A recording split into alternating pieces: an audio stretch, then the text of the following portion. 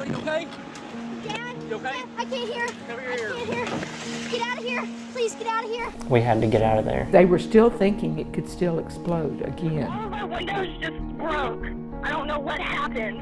And Get what you need out of that house, and we gotta go. As soon as I ran up, there was a woman holding 2 babies, and they were soaked in blood. And I said, I don't know, the building looks so bad, I don't know if anybody's alive in there.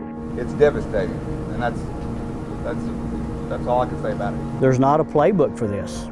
I mean, we were just lost, and we were scared to death. Our prayers are with the people of West Texas. People sitting in their homes, and instantaneously, their life is forever altered. My house is gone. I mean, it just did not seem real.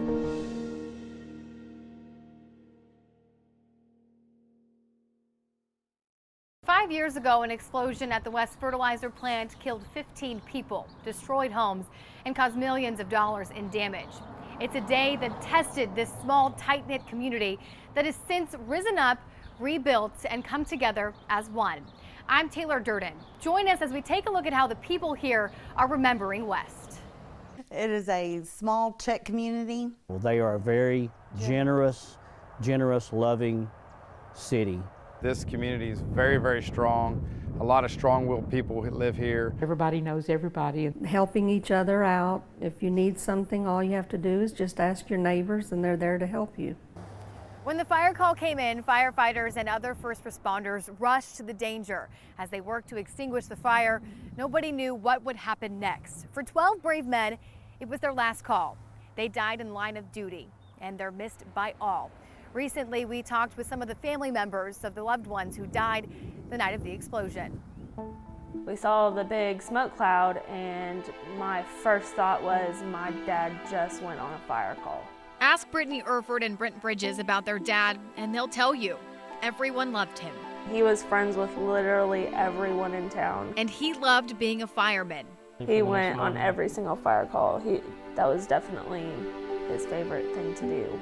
That's what he was doing on April 17th, 2013. I didn't even know Dad was even out on a fire.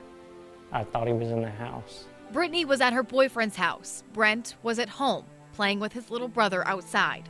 All I heard was an explosion, and I turned around, and it was like less than a block away. So I looked around, and there was literally a big hunk of metal sitting probably 2 feet from me. Morris Bridges was at the fertilizer plant with fellow firefighters trying to get the fire under control when the blast shook the town. The damage forced them to leave, but the kids still couldn't reach their dad. And I called him like 6, 7 times, and he didn't answer. I did not think my dad was dead. That was the last thing on my mind. At that time, I guess my father was on that fire, and I knew he would probably be all right, but how wrong I was. It's been a hard thing to process and deal with in the last 5 years. It was hard. It was really hard. We were really close. Both Brittany and Brent have memorials in their homes in honor of their dad, keeping his memory alive. 25 miles away, in the small town of Frost, Phil Calvin keeps his memorial up in honor of his son, Perry, who also died in the explosion. He wasn't afraid to try anything. He was stout as a bull. Perry was in West for an EMT class. When the alarm went out for the fire, he didn't hesitate. Him and 3 other EMTs jumped up and went to the fire. Not surprising for his dad to hear. Phil says Perry loved being a firefighter. He was a member of 2 fire departments. It's a love his dad understands. Phil is the fire chief for the Navarro Mills Volunteer Fire Department. I wish he was still here where he could take over for me and I could retire. All jokes aside, Phil says he misses his son more than he can describe. It's been hard. I'd give anything if he was here where I could argue with him. Not long after the explosion, Phil was diagnosed with cancer, a battle he's fought, but the pain of losing his son doesn't even compare. The broken bones, the surgery, the cancer, nothing's as bad as losing him, you know. I'd go through all of that 10 times over, and if it was 10 times harder, than it was. The pain hasn't gone away for many affected by this tragedy. We're here at the West Volunteer Fire Department. Today, they're 29 members strong. They lost 5 volunteers the night of the explosion. For most of them, the memories of April 17th, 2013 are still fresh. The sights and sounds from 5 years ago will never be forgotten. When the call comes in, firefighters grab their gear and go. We always had the core group of guys that were here and gone. Kirk Wines was usually one of those guys, but on April 17th, 2013, he wasn't. When my pager went off, I didn't actually hear what was said, so I didn't immediately go to the fire station. I sat for a little bit, and then I heard on the radio that there was, we had hoses by the high school, we needed traffic control. So he got to the station, grabbed his gear, and headed towards the high school. Wines wasn't the only one to respond late. Mayor Pro Tem Stevie Vanek did too. He was with Judge Perea discussing city business. He kept me for 15, maybe 20 minutes. While Wines and Vanek were on the way, Chaplain Robert Payne was already there. He too missed the call on his pager, but someone else called to let him know. I went straight to the scene. It was fully engulfed at the time. Payne doesn't remember much. One of the last things he remembers is the crew talking about rethinking their strategy to fight the fire. And I was going to go tell the guys on the truck on the other side of the fire scene, and my memory cuts out on that trip over there. By that point, Wines made it to the high school. Vanek was driving over, and Payne was heading to the other side of the scene. Started running towards the fire, and during that time is when it blew up. We were roughly by the high school football field where we later turned it into triage, and it blew. Apparently I got over there,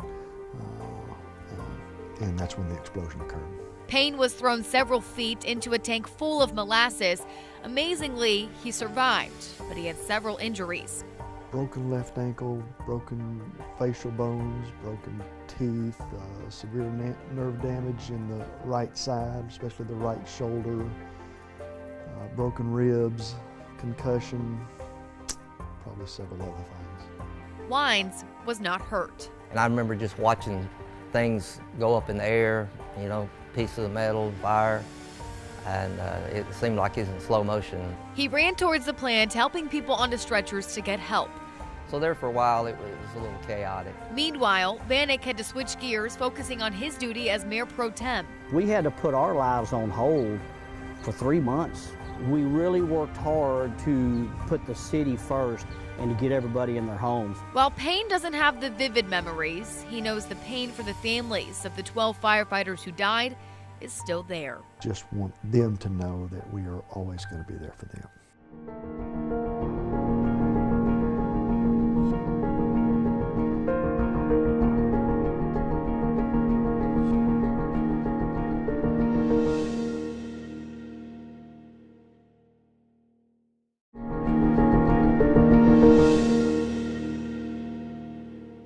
While firefighters and first responders went toward the fire, others who were watching the fire from their homes were trying to figure out what was happening. This is one of the neighborhoods just yards from Ground Zero. After the explosion, it looked like a war zone. It literally took seconds for the explosion to demolish everything. All the brick was out. Jeanette Holacek was sitting in the living room of her home watching a movie that Wednesday night. The neighbor came and knocked on the door, and she says, "Have you seen the fire over across the tracks?" I said, "No." She and her husband James lived right on the other side of the tracks from the plant. James wasn't home, so she went outside to look. We're all standing looking, and the fire gets bigger and bigger. About a block away, Lynette Draper and her daughter Kinley were outside watching the fire too. As the wind picked up, it was spreading. Things that were on fire were flying over and hitting, houses and stuff. So Lynette's husband started watering the house and the yard down. When it exploded, everything went black. There were so many fumes, dirt, debris. And I went out the carport door, and I was reaching for my keys, and I had my phone in the left hand, and literally I fell backwards because the two boards fell down on me and knocked me flat. There was debris in our mouths from trying to breathe while it was happening. And I remember just shutting my eyes so tight. I kept thinking, how am I going to get out of here? Thankfully, the phone in her hand still worked, so she called her son, who rushed over to get her out. It just did not seem real. I thought, this has to be, I'm dreaming, a nightmare. You can't, my house is gone. Jeanette and Lynette were just two of hundreds of families who lost their homes instantly. I think about it a lot because I had always hoped I would always stay at that house because I was so proud that James built it. James was not hurt in the explosion, and miraculously, her mother, who was in the nursing home, was fine too. I thank God every day. I always think about what could have happened, and it didn't. Many of the residents who were outside watching the fire and were injured during the explosion were brought here. This is where the initial triage was set up. It used to be a high school football field.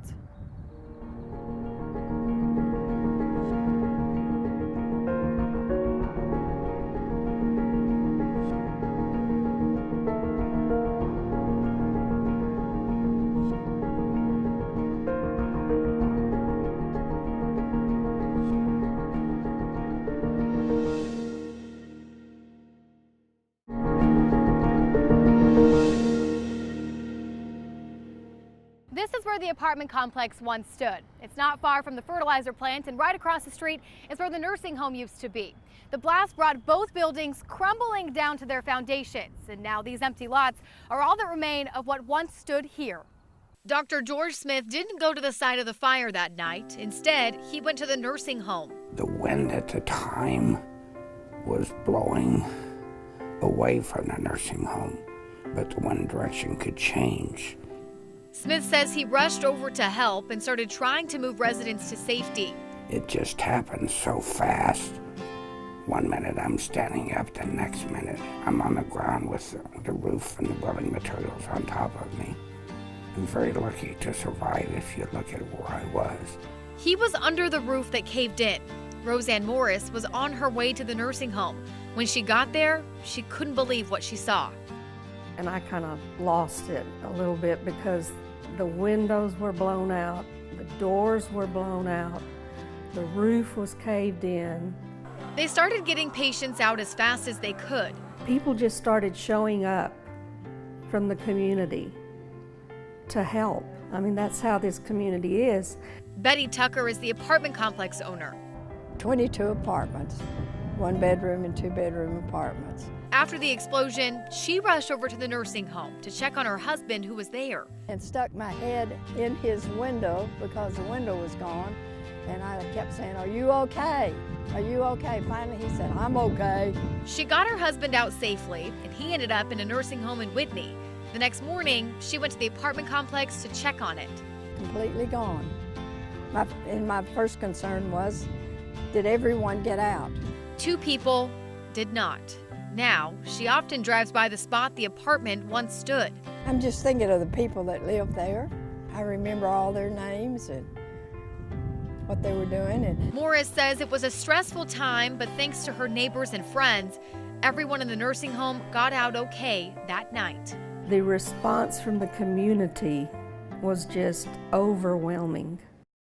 The nursing home and EMS buildings were rebuilt, but the apartment complex never was.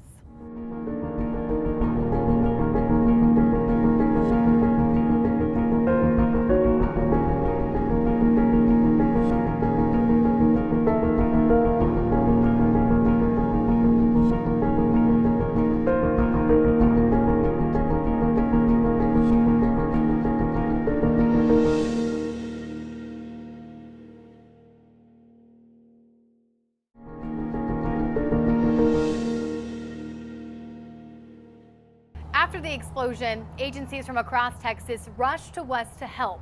Thousands of people were offering assistance, and while city leaders were overwhelmed and busy trying to figure out what decisions to make, 2 Central Texas law enforcement officers were by their side. In the wake of this unspeakable tragedy, these men made sure the public, the media, and especially the residents were informed of everything that was unfolding that night and in the days to come. It just looked like a war zone. D.L. Wilson, a now retired DPS trooper, responded that night to help. We grabbed our paint because we're trained to put an X on the house when you go in to clear a house to make sure there's nobody in it. He started helping people out of the rubble. About 6 hours, it looks like we'd had all the victims out to the triage center. So then I went and put my other hat on and became the public information officer. Around the same time, Sergeant Patrick Swanton with the Waco Police Department was called up to respond. There were multiple helicopters circling the town, and at that point I knew that this was bigger than just an explosion or a fire. Wilson and Swanton became the spokesman that night so the mayor and the council members could focus on their town. 5 council members and mayor, we were scared to death. We had no clue what to do. It was a fluid situation for several hours. That next morning we had to declare a state of emergency. I mean, we didn't know we had to do that. As hundreds of media members flooded the town, Swanton kept them up to date every hour, not just for the media, but for the community. To be reassuring to the community of West and its citizens that this was a devastating incident, but we're here with you. He later went back with animal control to help with animal rescues right in the middle of the destruction. I came face to face with total devastation, but in the middle of total devastation was this pure white dove sitting up there. A sign of hope. West, you will heal. You will be okay. There is a much bigger hand out here guiding your healing, and I believe that to this day. April 17th, 2013 is the day many in West lost family and friends, but it's not the day they lost the will to fight and survive. It's the day that made this already tight-knit community even tighter. Today, 5 years later, while we're remembering West, let's take a moment to honor the 15 people who died.